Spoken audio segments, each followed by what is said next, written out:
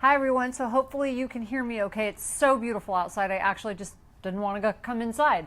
If you can see around me, it is Southern California and it's just an amazing day if you're on the East Coast. I'm sorry, thought I would share my day with you. So anyways, wanted to talk to you. You know, if you are a parent or you've ever taken care of kids, you've often said, probably, use your words to get what you want, right? So we always tell kids, use your words. But the words you choose make a difference. And it turns out your subconscious doesn't have a sense of humor. And I spend a lot of my time on Facebook going through people's questions, helping them out, sort things through. I coach people. That way I spend a lot of time, I've spent a tremendous amount of time coaching people in other ways. And when I hear people's language, I'm not surprised sometimes that they struggle. So let's talk about this for a minute, because what you say to yourself usually is subconscious. Most of the time people don't even realize what they're saying to themselves internally, their dialogue that they're using internally. So there's a couple of ways that I want you to look at this. One is the internal dialogue you're using that's inward, like towards yourself. So things like, I'm stupid, I'm fat, or I'm great, I'm a warrior. Like I often tell myself before I go somewhere, I do this grounding meditation, I'll tell myself I'm a warrior, because that automatically puts me in this very strong position of walking into a meeting. That's sort of that inward, towards myself dialogue.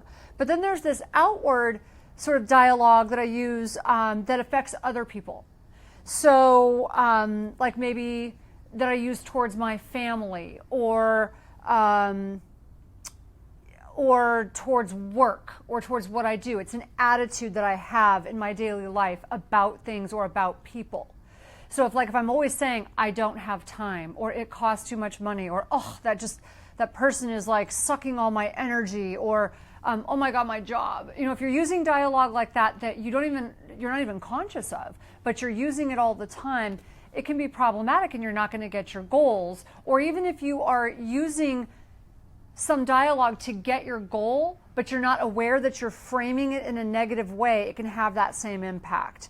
So let's talk about that. This is so important that there is actually a term for it in psychology, and the military talks about this. They actually, do programs with soldiers about self-talk, because it changes how you think of yourself, how you see the situation at hand when you walk into a meeting, when you go to war, whatever it is you're doing. The language that you're using with yourself is how you're going to project and how you're going to walk into a situation. It's how you show up. So it's really important. There's this term called DMN self-talk. It sounds like damn self-talk, or self-talk that damns you. That's how I remember it. But what it stands for is default mode network, right? So default mode network self-talk. So basically it's that I fall into this default mode when I'm not paying attention. I fall into this default mode. So I slip back into my habits. It's like what I just do by nature if I'm not paying attention, right? And usually it's not a very good thing. So what is the opposite of that? We want you to do the opposite of that, which is being present. It's actually showing up, being present, it's being mindful. And things that help you with that, we talk about it over and over and over, and there's a reason for that. Being mindful is usually some sort of meditation will help you with mindfulness. Prayer helps you with mindfulness. Stopping and actually just being conscious of what's going on around you, of the words you use. Those things are the opposite of default mode. They can become your default mode, but it takes time and actually becoming a new habit. So that's what we want you to think about. We want you to stop that damn self-talk that sends you into really damning yourself. I mean, for all intents and purposes, that's what it really does. Okay, so I want to go through a few, because I go through your stuff all the time, and these are the most common ones. There's a whole bunch of ways you guys sabotage yourself, but here are the most common ones, right? I just want you to start to catch yourself. If you find yourself using these, catch yourself. Or what I would really love for you to do is write down the ones you use and send them to me, because it's fascinating to me. This is how I'm able to help you, help other people. Here's the most common. No time, or I'm too busy, it's too expensive, too tired. This can apply to so many things. I don't have time to be healthy. I don't have time to exercise. I don't have time to spend with my family or to be intimate. I'm just too busy. I'm too busy to do all those things. And, and then that leads to I'm exhausted. By the end of the day, you're exhausted. You don't have time, and then you're too tired. So you can see where this can get you into trouble, because that self-talk you're going to make sure you don't have time. We all have the same amount of time. Newsflash. We all have the same number of hours, the same number of minutes in a day. How you spend that time is what is critical. But how you think of that time is really important. And I heard something in church a while back that made such a huge difference to me. If you want more time, you've got to give more time. And I was like, what? That doesn't make sense. But then I thought, yes, it does. Because I actually believe the same thing with your money or with your, whatever it is you're trying to get more of in your life. You've got to come at it with a mindset of abundance and not deprivation. And I think the same thing of time. And it starts to work when you stop saying you don't have time and you start saying, I have time for what's important. And one that I use to flip that one around, you got to flip it, okay? So my time is an investment in whatever it is I'm trying to accomplish, my health. My time is an investment in my relationships. Or I'm so busy I don't have time not to. Now what that translates to is my brain's automatically going to find a way, okay? Because your brain doesn't have a sense, your subconscious doesn't have a sense of humor. So it's automatically going to start to find a way to make it happen. It just makes happen what you tell it to do. So I don't have time not to exercise means I'm going to find a way. Now, it might mean I cut something else out. It means my brain's automatically going to start figuring out what do I prioritize, right? If I say that my relationships are, I don't have time not to invest in my marriage because, quite frankly, I don't want to not be married. Okay, so that means my brain's going to find a way to do it. So that's automatically what starts happening. For example, I go up to LA every week, and I used to be like, oh my God, this is so exhausting. I have to pack before I go. I'm so busy. I'm one of the busiest people I know, and I used to dread it. And now all of a sudden, what I do is my brain started to figure out ways. When I stopped doing that, my brain starts to figure out ways. I stopped unpacking my bag. I made sure I had duplicates of everything that stay packed. I'm packing on Monday, I don't leave till Thursday, right? Same with my food. I'm always planning my menu ahead. I can't wait until the last minute or I'm going to end up sabotaging myself. So I'm always planning everything ahead, and I'm always planning, like if we're making something, we make a big batch of it. So I always have extras. But I'm always planning those things ahead because your brain will automatically start to find ways to make it work. So that's how I do it. I don't have time not to. I don't have time not to exercise. Because if I want more energy, if I don't want to be too tired, I have to exercise. If you want more energy, you've got to invest more energy.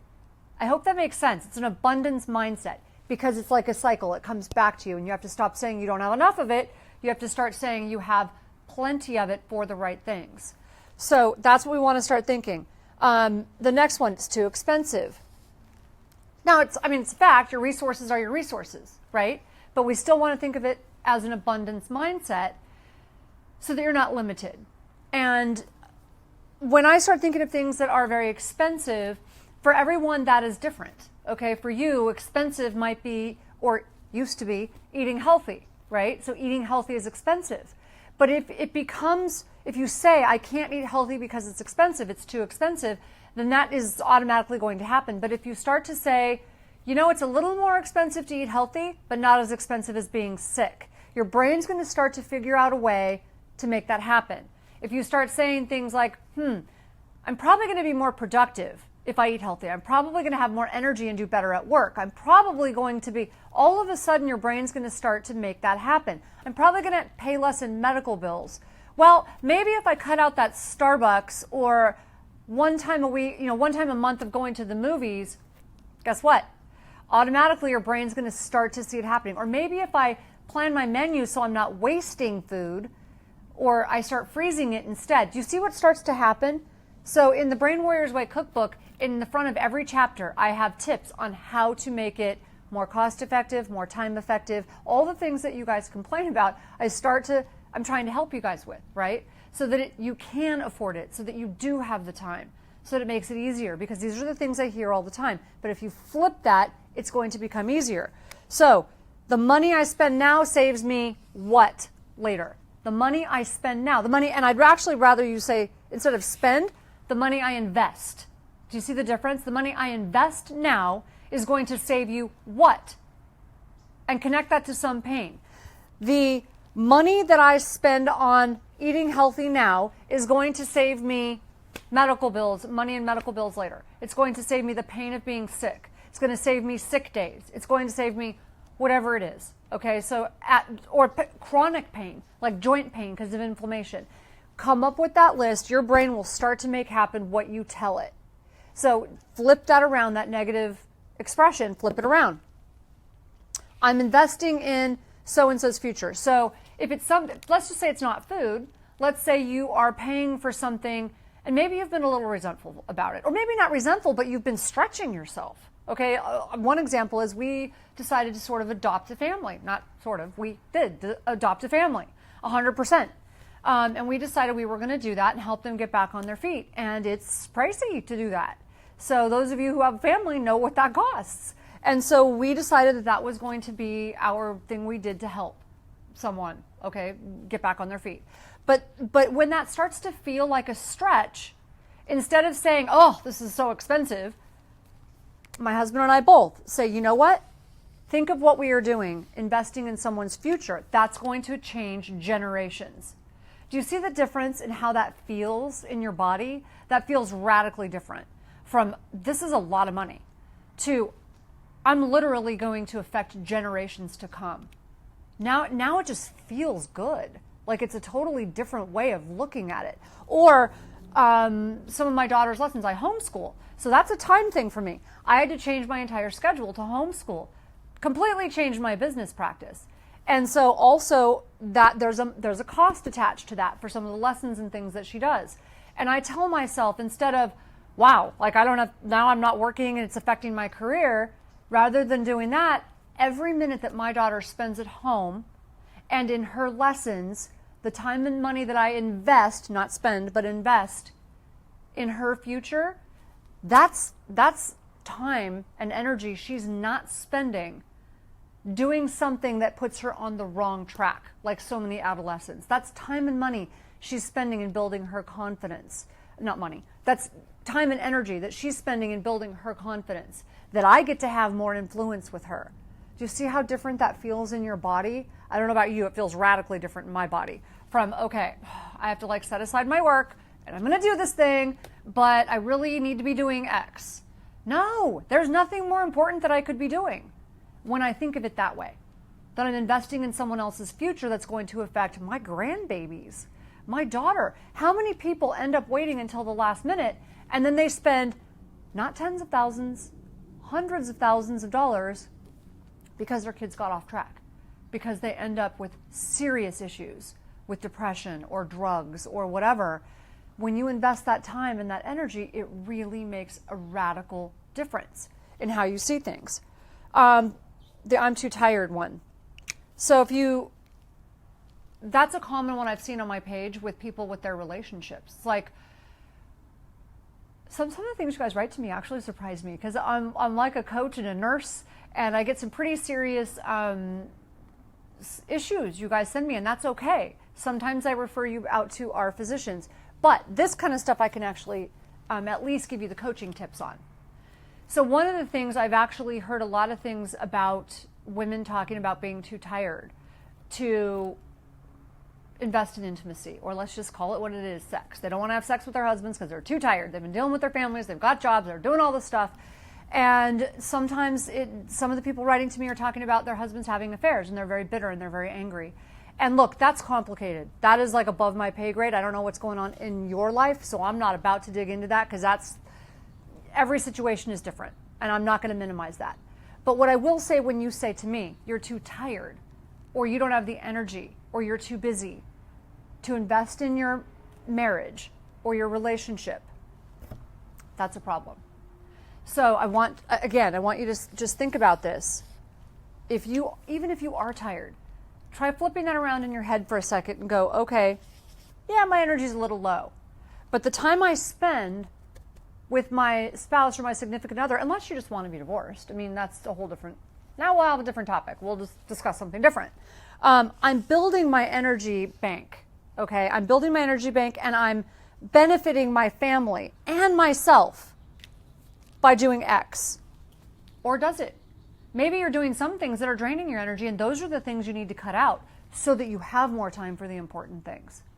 Maybe there are some things that really are draining your energy, and you could cut those things out so that you've got time for the important things. Because I promise you, if you're in a good marriage and you're investing in that marriage and you're investing in your husband, you've got a partner who's going to help you. Now, if you don't have that, then that's a different discussion. You need to probably go to therapy. I'm not sure. But if you don't want to be divorced, you got to invest in that person. You got to invest in that relationship for it to stay strong. And if you don't do that, that's going to be really difficult. But when you do that, it benefits you as well. It benefits the relationship. It benefits it builds your energy, and you've got now someone else helping you. So think about how you are phrasing that, okay? And I know there's always three sides to every story in a relationship. There's his side, there's her side, and there's the truth, okay? So look, I know it's hard. I'm just talking about the one phrase that you guys use sometimes, which is I'm too tired, right? That could be I'm too tired to exercise. We already covered that one. I'm too tired to play with my kids. Same analogy. If you don't spend time with your kids, don't be surprised when your kids hit their teenagers and they don't want to hear from you. They don't want to spend time with you. And they end up spending more time with their friends who are a negative influence on them. So that time you spend or invest, it's all an investment in what you get back, in protecting your energy, in protecting your family, in protecting your health.